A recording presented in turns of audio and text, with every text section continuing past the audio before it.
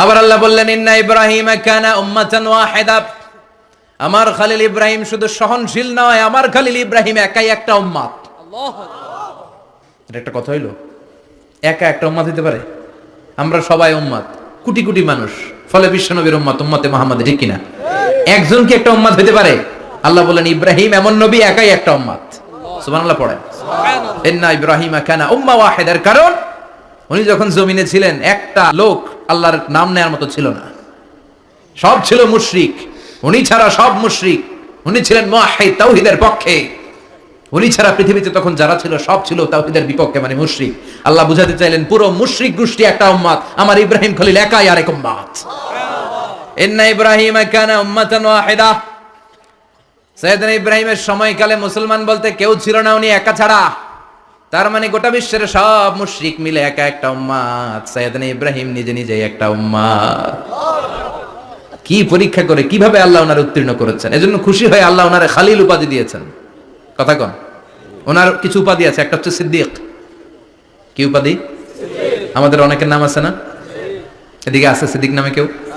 মাশাআল্লাহ আছে। তো সিদ্দিক মানে কি জানেন? হ্যাঁ, কথা কন।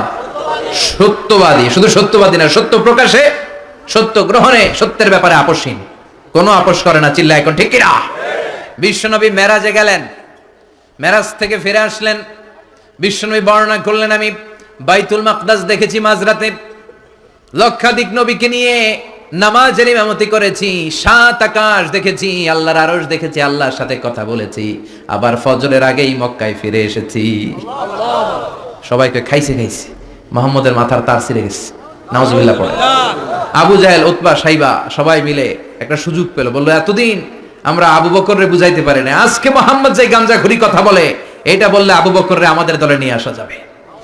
সবাই সাইয়েদনা আবু বকরের কাছে যায়, যে বলে আবু বকর জানো নাকি তোমার নবী নতুন কথা আমদানি করেছে?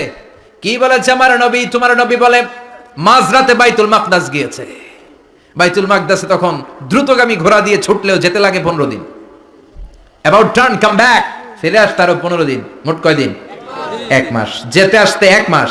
তোমার নবী মাঝরাতে নাকি বাইতুল মুকাদ্দাসে ইমামতি করছে, 7 আকাশ ঘুরেছে, আল্লাহর আরশ দেখেছে, আল্লাহর সাথে কথা বলেছে, আবার ভোর হওয়ার আগে নাকি মক্কার জমিনে ফিরে এসেছে। আবু বকর বললেন আসলেই কি আমার নবী এই কথা কইছে? সবাই এক বাক্যে বলে হ্যাঁ, তোমার নবী মুহাম্মদ এই কথা বলেছে। আবু বকর দ্ব্যর্থহীন কণ্ঠে ঘোষণা করে দিলেন, আমার নবী যদি এই কথা বলে থাকে, আমার নবী সত্য বলেছে। সত্য বলেছে। তিনি কখনো মিথ্যা বলতে পারে